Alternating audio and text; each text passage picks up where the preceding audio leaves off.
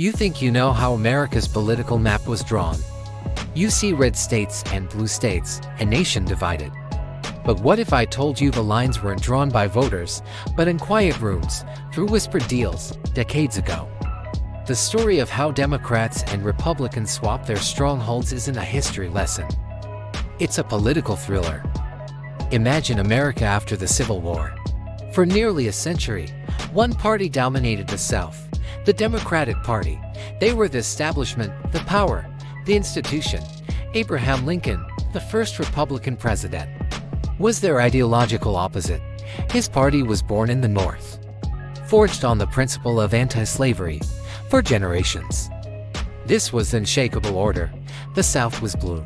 The North was largely red. This political landscape seemed as permanent as the mountains, a foundation of American life. But foundations can crack from pressures deep beneath the surface. While the country looked ahead, focusing on economic booms and world wars, something was quietly shifting. The ground was becoming unstable. The change didn't start with a bang. It started with a whisper. In the mid-20th century, the civil rights movement began to shake the nation's conscience. President Lyndon B. Johnson, a Democrat from Texas, made a fateful choice. He championed the Civil Rights Act of 1964, a landmark law that dismantled segregation. He knew the political cost. He reportedly told an aide, "We have lost the South for a generation." He was wrong. It was for much longer. While Johnson was signing that historic act, other politicians saw an opportunity. They weren't making grand speeches. They were making phone calls. They were crafting a new message.